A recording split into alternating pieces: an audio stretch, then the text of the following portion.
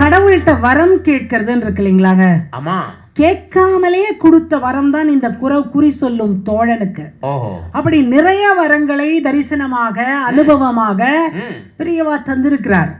அது எல்லாரோட கிட்டத்தட்ட பல லட்சங்கள் இருக்கு, லட்சியத்தோட அனுபவங்களா இருக்கு. எப்பவுமே வரம் பார்த்து கேட்கணுங்க. நம்ம வாரம் வரம் கேட்டுட்டு இருக்கோம். என்ன வரம் கேட்கிறோம்? என்ன வரம்? இந்த வாரம் வந்தவங்க அடுத்த வாரமும் வரணும்னு கேட்கணும். இதுதான் எங்களோட வரம். உங்களை பாக்குறது அவ்வளவு சந்தோஷம். வேற எதுக்காக இங்க பார்க்க போறோம்? அந்த சந்தோஷம் தானே. கடவுள்கிட்ட ஒருத்த வரம் கேட்டானா, என்ன கேட்டானா, அப்பா எனக்கு இந்த சௌக்கியத்தை எல்லாம் கொடு, 50 ஏக்கர் நிலத்தை கொடு. உடனே கடவுள் கொடுத்தாரா இல்லையா? கொடுத்துட்டார். அப்புறம் இந்த நிலத்தை எல்லாம் கொடு, அதுவும் கொடுத்துட்டார். சௌக்கியமான வாழ்க்கையை கொடு, சீரியல் பார்க்காத மனைவியை கொடு.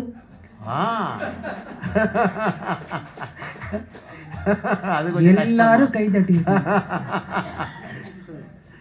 சீரியல் பார்க்காத மனைவியை கொடு, செல்லை தொடாத மகனை கொடு. வாய்ப்பே கிடையாது. அதான் இப்படி எல்லாம் நிறைய வரம் கேட்டானா, எல்லாத்தையும் கடவுள் டான் டான் டான் டான் டான் கொடுத்துட்டார். ஆமா, சந்தோஷமா கொடுத்துட்டார். அவ்வளவு வரத்தையும் கொடுத்துட்டார். படால உள்நாட்டுக்குள்ள இருந்து வர வெளிநாட்டுக்கு போச்சு. அருமை. என்ன சொல்லி புரியல.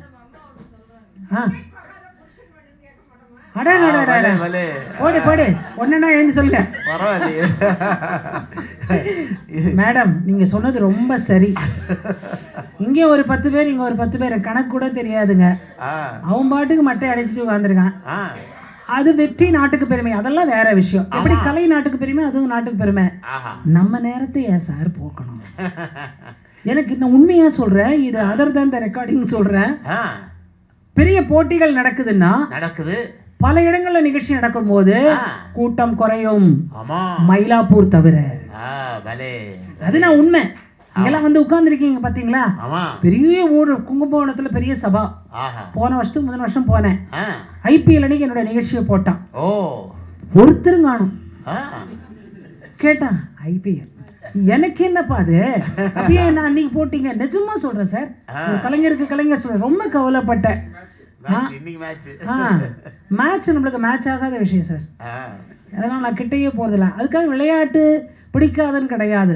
புத்தியான விளையாட்டு, ஒரு என்ன சொல்ல, நீதி சொல்லும் விளையாட்டுகள், அதெல்லாம் செய்யலாம். ஆக அம்மா அப்படி சொன்னதுல இருந்து எனக்கு கூடுதலா ஒரு வரத்துக்கு ஐடியா கிடைச்சிச்சு. கிரிக்கெட் பார்க்காத கணவன், அந்த மாதிரி எல்லாத்தையும் கேட்டா கிடைச்சிருச்சு. அப்புறம் பாருங்க, இந்தியாவே ஆளணும், அதுவும் கொஞ்ச நாளைக்கு கொடுத்துட்டார். அந்த கண்டங்களை ஆனும் கொடுத்துட்டார், இந்த கண்டங்களை ஆனும் கொடுத்துட்டார். எல்லாம் கொடுத்தப்புறம் கடவுள் ஏழை ஆயிட்டார். பிரபஞ்சத்தையும் கேட்டுட்டானே, எல்லாத்தையும் கேட்டுட்டான். சூரியனை கேட்டான், சந்திரன் கேட்டான், எல்லாத்தையும் கேட்டுட்டான். சூரியனை கேட்டான், சந்திரன் கேட்டான். நான் சொல்றது மேல இருக்கிறத, கீழே இருக்கிறது இல்ல, மேல இருக்கிறத கேட்டான். அந்த மாதிரி எல்லாத்தையும் கொடுத்துட்டாங்க. கொடுத்த அப்புறம் சிவரஞ்சனி ராகம் தான் வாசிக்கணும். கடவுள் ஏழை ஆயிட்டார். அவ்வளவுதான் ஆயிட்டாரு. கடவுள் ஏழை ஆயிட்டாரு. மீண்டும் வந்தாயா மனுஷன், என்ன கேட்க போறான் சொல்லுங்க. நீங்க நினைச்சு பாருங்க. உடனே ஒரு வார்த்தை கேட்டான். கடவுள் பயப்படுறாரு.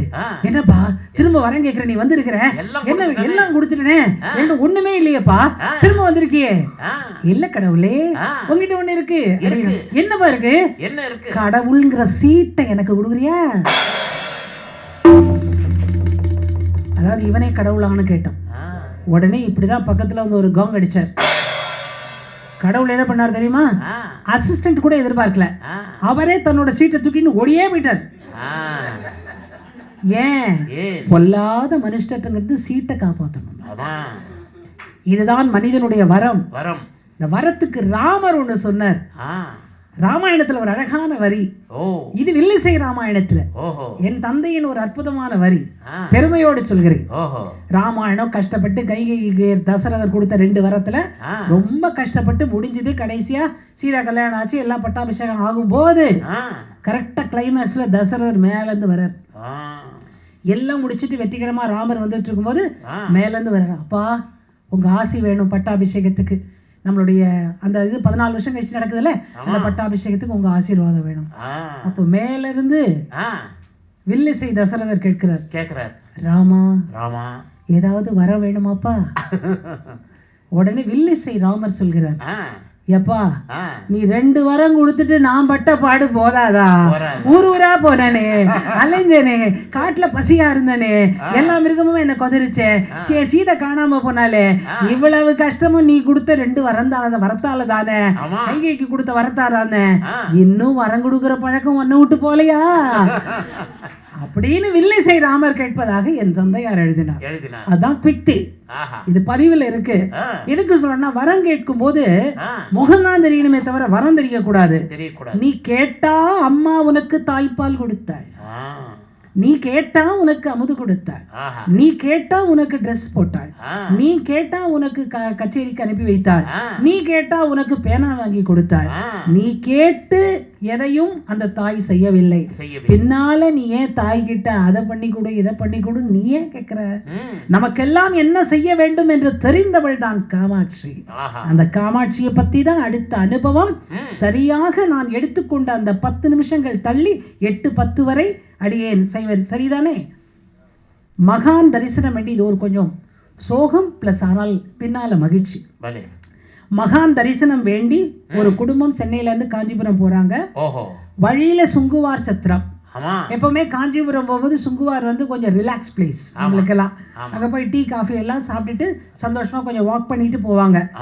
ஆனால் 4 பேர் போறாங்க. அம்மா, அப்பா, அம்மாவோட அப்பா, குழந்தை, குட்டி குழந்தை, அதாவது ஒரு 8 வயசு 9 வயசு. அந்த குழந்தை போயிட்டு இருக்கும்போது கிராஸ் பண்ணி போறாங்க.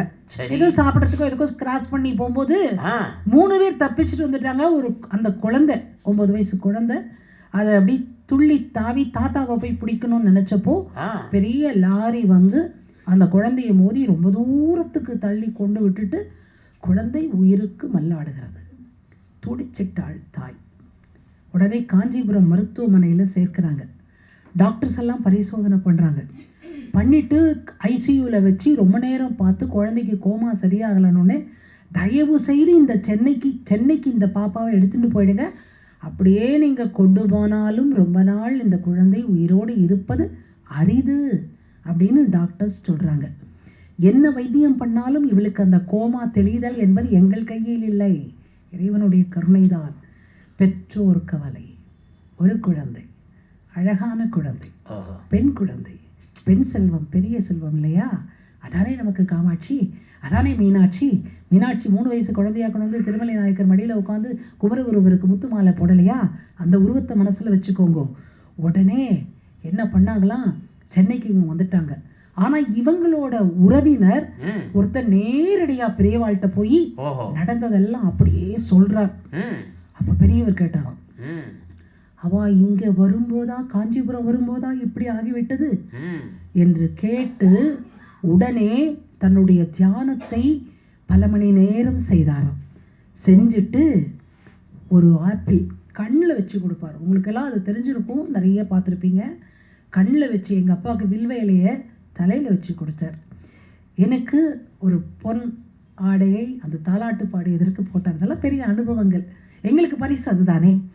அப்போ அந்த குழந்தைக்கு ஒரு ஆப்பிளை எடுத்து கண்களில் வைத்து தியானித்து, நீ காமாட்சியை தரிசனம் பண்ணிட்டு குழந்தைய போய் பாரு அப்படின்னு சொன்ன உடனே ஓடுகிறார். யாரு?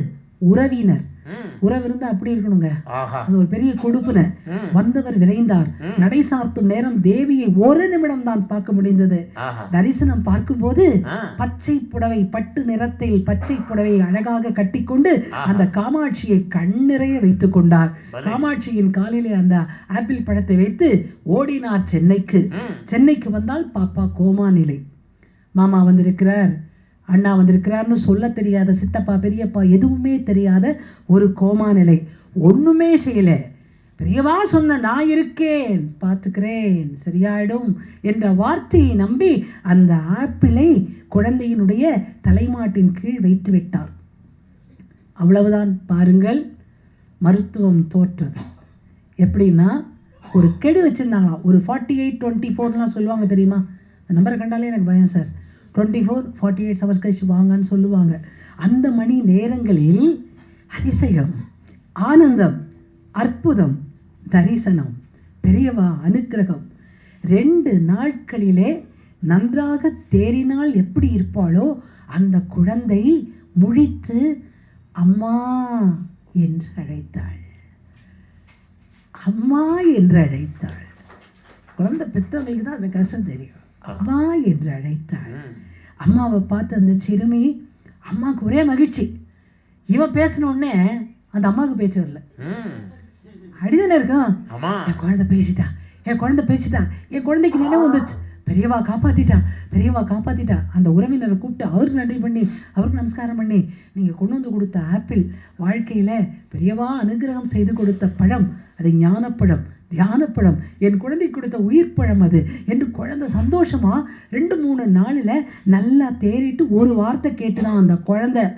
இங்கே தான் பெரியவாரோட தெய்வீகம்.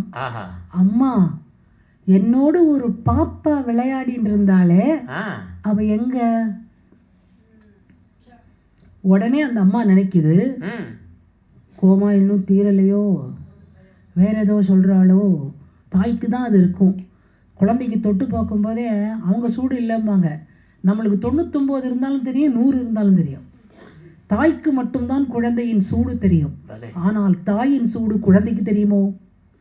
கேள்விக்குறி. யார் வேணுமோ என்ன பதில் வேணுமோ சொல்லிக்கோங்க. அப்புறம் கேட்குறாளாம், அப்போது கண்ணா, நீ இப்போ ஆஸ்பத்திரியிலலாம் இருக்க, இங்கே பாப்பாலாம் வரலையே. அம்மா, நான் நல்ல ஞாபகமாக தான் சொல்கிறேன். அந்த பாப்பா எங்க? என்னோட அவள் விளையாடிட்டு இருந்தாலே இத்தனை நாள், எனக்கு அவள் வேணும் அப்படின்னு குழந்தை எப்படி சிணுங்குமோ அப்படி சிணுங்கி அட ஆரம்பித்தாள். எந்த பாப்பா அம்மா சொல், எந்த பாப்பாவை அம்மா கேட்குற? உடனே குழந்தை சொன்ன பதில் தான் நமக்கு தேவை. பச்சை பாவாடை கட்டிண்டு என்னோடவே இருந்தா அந்த பாப்பா, என்னோடவே இருந்தா அந்த பாப்பா. அவளை குடு, அவளை குடு, எனக்கு அவளை குடு, அவள் விளையாடணும், எனக்கு விளையாட வேணும். அப்போது தாய்க்கு பொறி தட்டியது. காமாட்சி தாயே உடன் இருந்திருக்கிறாள். இதற்கு சாட்சி அந்த மாமா போய் பார்க்கும்போது பச்சை பட்டு நிற காமாட்சி புடவை கட்டி கொண்டு இருந்தாள். அந்த அவளே குழந்தையாக வந்து என்னோட குழந்தையோடு அமர்ந்து என் குழந்தைக்கு உயிர் கொடுத்திருக்கானா? காமாட்சி, வாழ்நாள் முழுக்க நான் உனக்கு சரணம். என் குழந்தையோட உயிர் வந்ததே, அம்மா என்று பேசினாலே, சின்னஞ்சிறு பெண்ணாக வந்த காமாட்சியே, நீ அல்லவோ துர்க்கை, நீ அல்லவோ மீனாட்சி, நீ அல்லவோ காமாட்சி, நீ அல்லவோ கற்பகாம்பிகை. அப்பா, தாயே, இந்த குழந்தையை எப்படி கொடுப்பேன் நான்? அவளுக்கு கூட காமாட்சி தெரிந்தது, எனக்கு தெரியவில்லை. அதனால் அவள் கண்ணுக்கு காட்சி வரும்படியாக ஒரு பண்ணை பாடுகிறேன். சின்னஞ்சிறு பெண் போலே சிற்றாடை இடை உடுத்தி சிவகங்கை குளத்தருகே காமாட்சி சிரித்திருப்பாள்.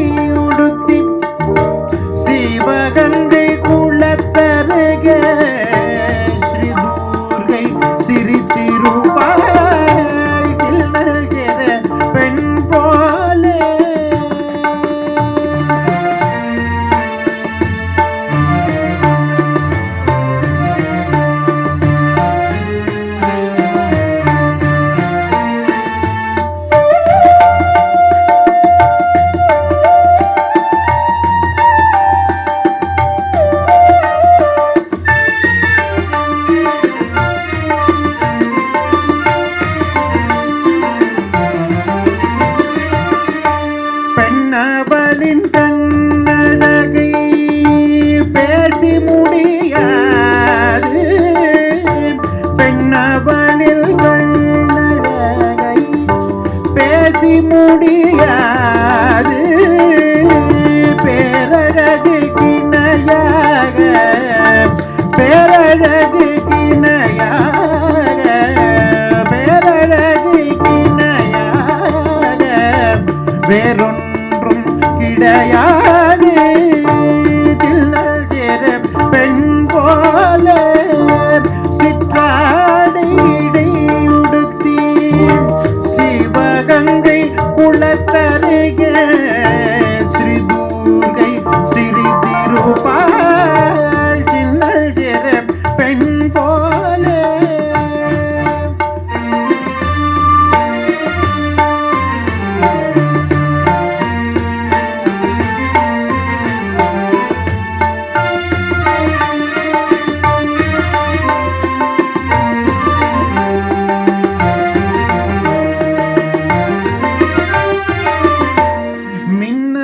போல் மேனி அன்னை சிவகாமி.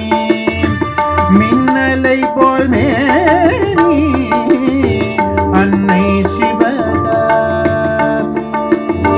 மின்னலை போல் மேனி அன்னை சிவகாமி.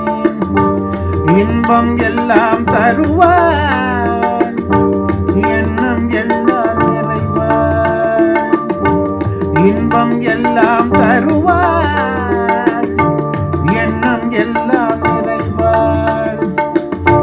பின்னல் ஜடை போட்டு பிச்சி பூசூடிடுவார். பின்னல் ஜடை போட்டு பிச்சி பூசூடிடுவார். பித்தனுக்கு இணையாக பித்தனுக்கு இணையாக பித்தனுக்கு இணையாக நர்தனம் ஆடிடுவாள். சின்னஜிற பெண் போல சிற்றாடை உடுத்தி சிவகங்கை குளத்தருக ஸ்ரீதுர்கை சிறிதிருப்பாள். சின்னஜிற பெண் போல சிற்றாடை உடுத்தி சிவகங்கை குளத்தருக சிவகங்கை குளத்தருக காமாட்சி சிரித்திருப்பாள். சின்னஜிற பெண் போல சின்னஜிற பெண் போல சின்னஜிற பெண் போல.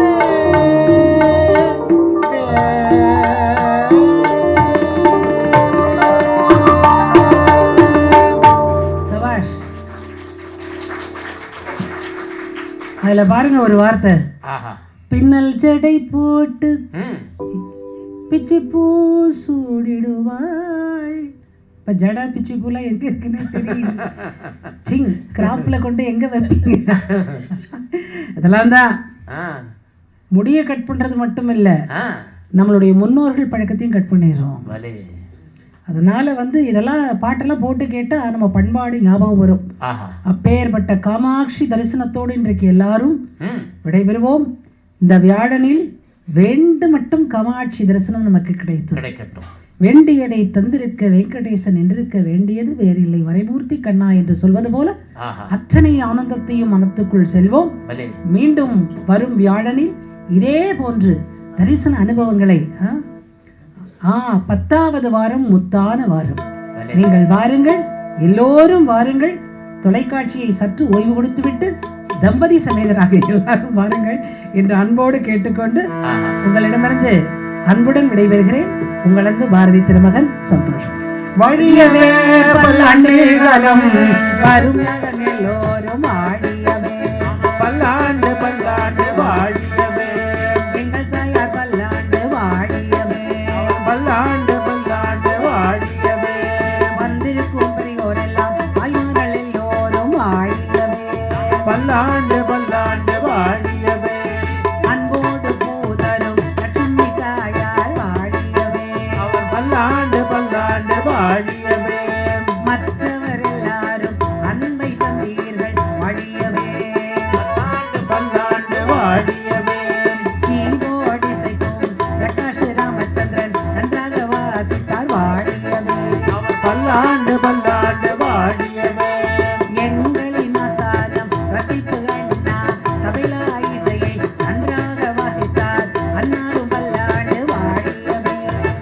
பல்லாண்டு பல்லாண்டு வாழியவே கிருஷ்ணாசி சூரனே வாழியவே அவர் பல்லாண்டு பல்லாண்டு வாழியவே நம்ம விரிவ வந்தரத்தர் வாழியவே அவர் பல்லாண்டு பல்லாண்டு வாழியவே கிருஷ்ணாசி சிவாதிகள் எல்லாரும் பல்லாண்டு வாழியவே பல்லாண்டு பல்லாண்டு வாழியவே வலது சாரி அலை மகனும் இடது சாரி திருமகனும் உங்கள் ஆசையில் அன்புள்ள உங்கள் சகோதரி பாரதி வாழியவே பல்லாண்டு பல்லாண்டு வாழியவே இன்று நீங்கள் வந்தது போல அடுத்த வாரம் வந்ததும் வாழிய வாழிய வாழிய வாழியவே